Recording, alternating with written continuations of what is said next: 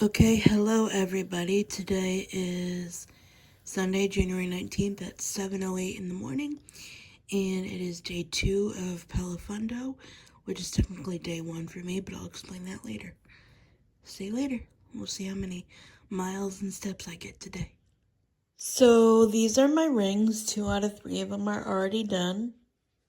And we've got 3.08 miles and almost 7,000 steps, which is pretty good. My goal for this Pelofondo is between 5 and 6 miles. I'm leaning more towards 5 rather than 6. So it is 11:42 and I have Zumba class at 12, and I'm just gonna click that button that says access class. Let's join the class now. I love how colorful everything is. Let's go. There we go. Hey, Zoom.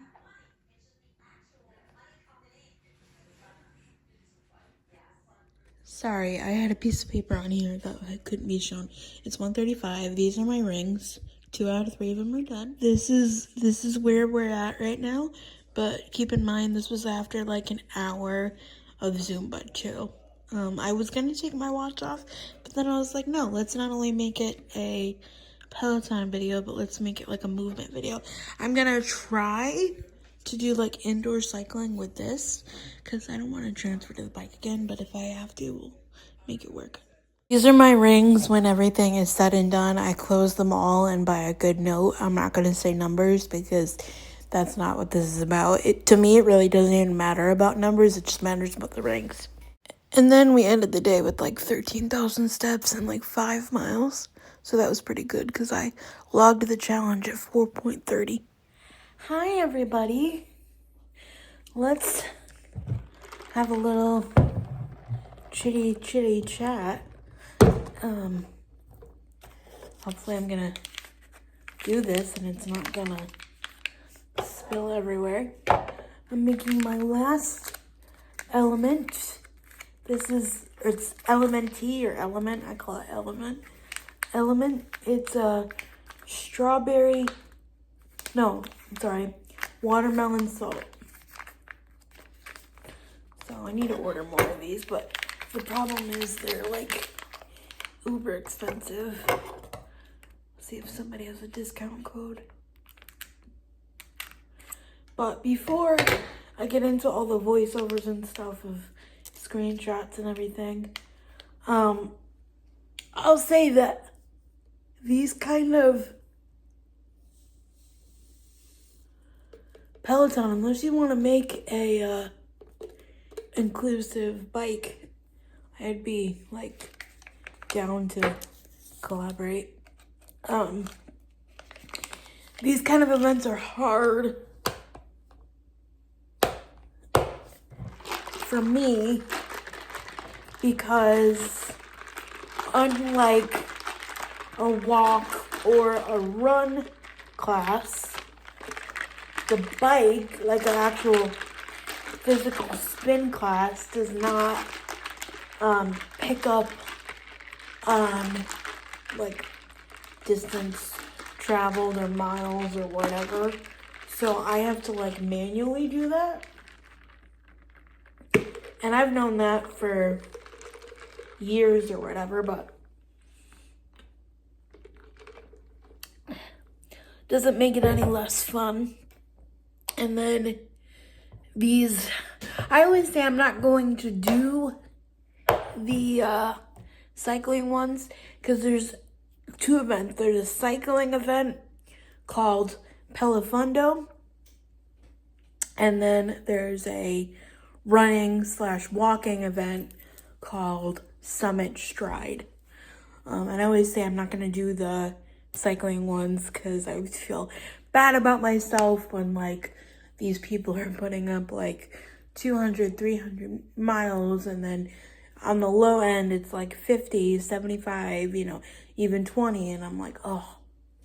And if you go back and you watch my old videos in this playlist, I did do longer distances, but it took me literally all day, and I was not doing anything all day except for moving. And then for like 2 days after, I couldn't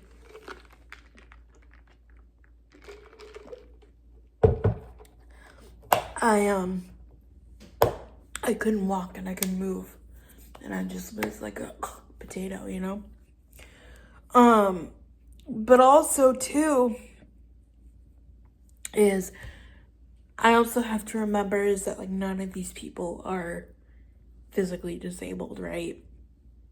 And I mean, yeah, I'm sure like, you know, mental disabilities take you out too, you know, but like, you know, I'm not saying that because I have both, you know, mentally and physical, but it's like, oops, it's like I have to remember that me just waking up in the morning is like an effort, and like getting out of bed, and like, you know, I wear a BiPAP because I have sleep apnea, and no, it's not only because I'm fat, it's because when I was born I had weak chest muscles and I was on a ventilator, and you know, whatever, and so like I'm already facing like obstacles, you know.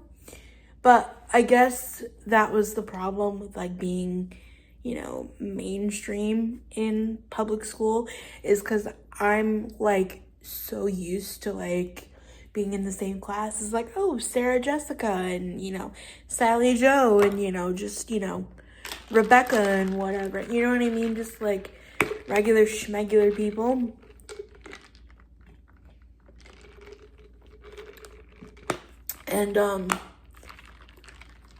And like a lot of people helped me to like bridge the gap between like what I physically couldn't do, you know, or whatever.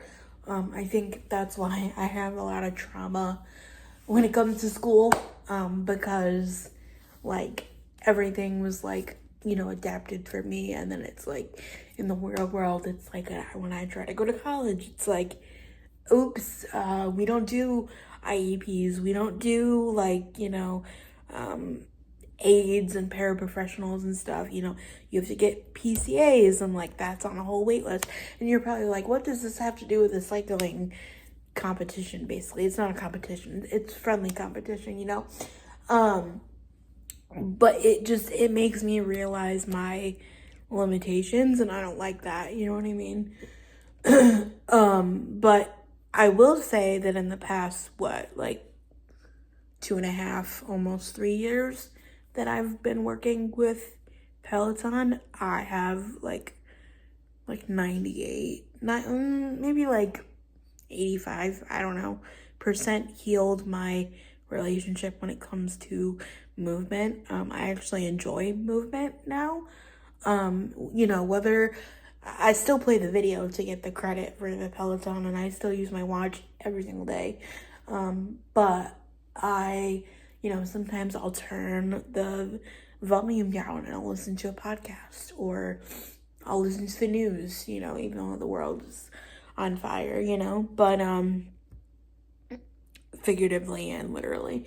Or, you know, I'll read a book, or I'll call a friend or something. And, like, I wouldn't do that 3 years ago. I'd be like, move, why? You know, lose weight, why? My body's still gonna hurt. And yeah, it still does, but like I can move around easier, you know? But anyway, I hope you enjoyed coming on this journey with me today. And yeah, thank you so much for watching. So, yep, I'll see you later.